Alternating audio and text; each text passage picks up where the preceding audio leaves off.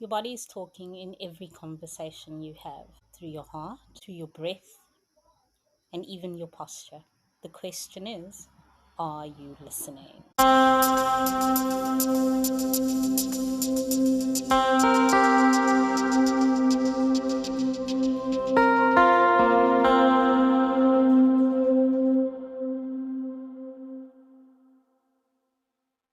Welcome back to Unfiltered Soul Shifts. So, today we're exploring love and communication, not through psychology, but physiology.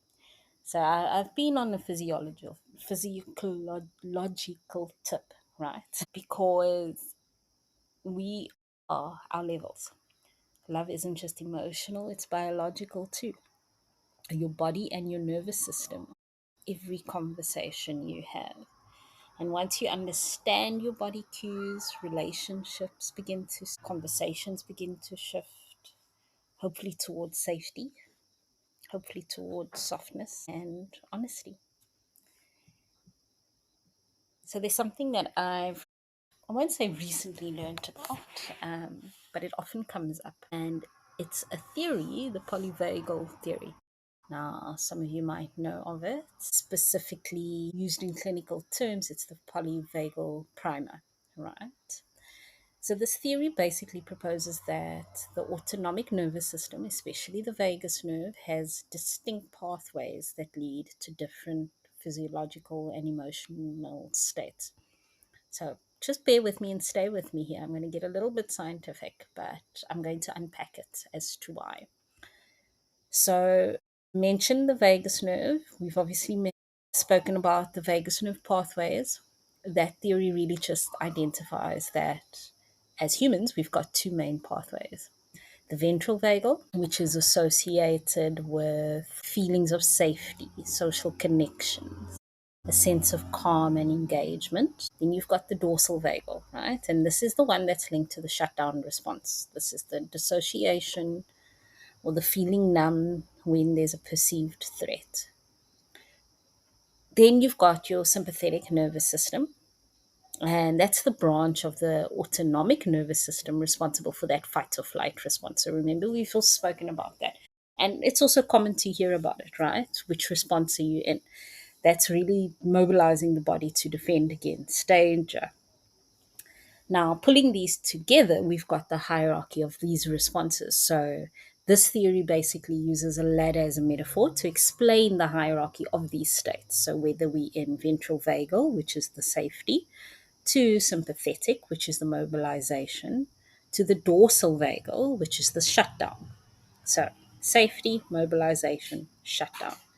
And the core purpose is really just to understand the biological basis of our responses to stress and to use this knowledge to support mental health, well being, and our social connections. So basically, just think of your nervous system as your inner communication network, right? You're safe and social, which is your ventral vagal, where you're open, you're calm, you're connected. Your fight or flight, which is your sympathetic, you're defensive, reactive, or anxious. And then the shutdown, which is the dorsal vagal, is where you withdraw, you go numb, or you disconnect. When you're safe, your body listens. When you're triggered, it protects. So, understanding this is the first act of compassion, really, to yourself and to others. So, where does attachment meet the nervous system? Our attachment style, secure, anxious, avoidant, or disorganized, doesn't exist in a vacuum. It's mirrored in our body's state. Yes, my body is state. As an anxious person, heart races when a partner pulls away. That spike. An avoidant person's chest will tighten when intimacy feels too close. So when something just feels too uncomfortable. The body remembers patterns even before the mind catches up. Now, in order to reframe some of these points, it's not that a person is too much or too distant. It really is just the nervous system trying to protect and love the only way it knows how. A good example would be if you constantly having strife with an individual, being in that same space as that individual, and if you are that avoidant person, your anxious levels will automatically go up and you'll start exhibiting symptoms or signs of what might be an anxiety attack. So, chest tightening, flushing, maybe even sweaty palms. And you will always feel like this in situations that make you feel uncomfortable, that force you to, or remind your nervous system that you are in an anxious state. How do we co regulate when we're in a state like that? And what does safety feel to us? Guys, we all know healing is not linear. Healing in relationships and healing within ourselves begins when safety becomes a mutual practice. It starts with practicing that safety for yourself and then practicing it in a mutual environment. Small items like eye contact, a gentle voice tone, grounding touch, or even that hand on heart saying, I am safe. The grounding touch might be hugging yourself and rubbing your upper arms because that releases good endorphins, right? And also just breathing slowly. If you are in an environment where you can share that with someone, sharing that slow breathing, breathing in, holding, and out together. This is co regulation. It means saying with your body, I am here, I am safe, I am present, and you are safe. So those are exercises that we can do, right? So one is like sitting with your partner or friend, inhaling together for 4 counts and exhaling for 6. And the more you do this, you'll start noticing how your edges start softening, the room starts softening. And this is where you can say, okay, my nervous system is connecting to this action. Now, those connections don't always happen. Sometimes there's mismatches. Sometimes you and your partner are just on completely different states. One is anxious, one is shut down, right? You can't logic your way through mismatch.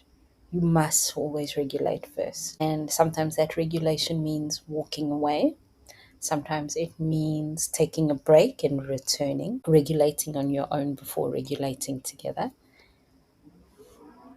Explain why partners sometimes get triggered is easy. Explain to your partner how to do that and do so unintentionally without any, call it baggage, bringing in. Do so from an open space. It's often our partners that do trigger us because that is supposed to be our safe space. And the moment you feel something that's not in norm, that trigger happens. Using repair tools like walking away, pausing, acknowledging your state, and then you come back when you're regulated. Sometimes saying it out loud, you say, listen, I'm not going to continue this. I'm feeling shut down right now. I need to just take a break. And that's where you take your space. Breathe, acknowledge how you are feeling, and if there's other connecting emotions, and then return. Love deepens with yourself when you do that, and regulation generally precedes this communication. So remember, safety is love's true language. Guys, thank you for joining me. Thank you for listening to this episode. I hope that you found it enlightening. And do yourself a favor, read up on the polyvagal primer. Understand how the different links affect your communication and your safe state, right? Your curiosity shutting down, stonewalling. Learn how to identify those patterns within yourself. And then you'll start being able to regulate within yourself before you move out. Until next time.